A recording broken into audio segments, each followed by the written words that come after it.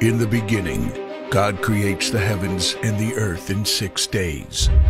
He makes Adam and Eve, who spend their days with God until they give in to temptation by eating from a forbidden tree. Sin enters the world, and things get so bad that God floods the earth and starts over with Noah and his family. Years later, God calls Abraham to follow him with the promise to make Abraham the father of a great nation.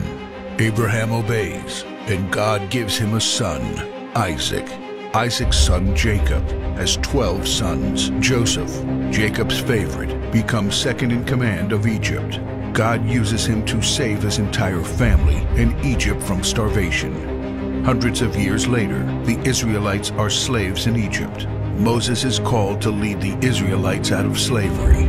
Joshua takes over after Moses and leads the people into the promised land. After Joshua, God raises up judges, temporary military leaders like Deborah, Gideon, and Samson, who protect and fight for God's people. The people tire of this leadership, and they call for a king. God gives Israel King Saul, King David, and then King Solomon. But it's all downhill from here. The people rebel. The kingdom of Israel is divided, and everyone turns their back on God. Prophets like Elijah, Isaiah, Micah, and Jeremiah warn that if people don't repent of their sins, there will be consequences. But the people ignore their warnings. The divided kingdoms are conquered, and God's people face captivity in foreign lands. People like Daniel show great courage and stand up for God when no one else does. Some of the exiled people return to the promised land, but for 400 years, God is silent. No prophets, no miracles, and no angel visitations. But then, the silence is broken when Jesus is born.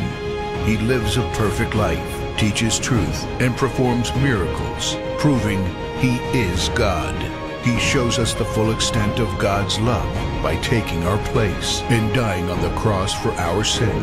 He is placed in a grave, but 3 days later, Jesus rises again, conquering sin and death. His followers travel the world, sharing the good news of His love and starting churches. We now are part of this story, and we have the chance to change the world and share His love, because one day He will crack open the sky and He will return. It's the greatest story ever told.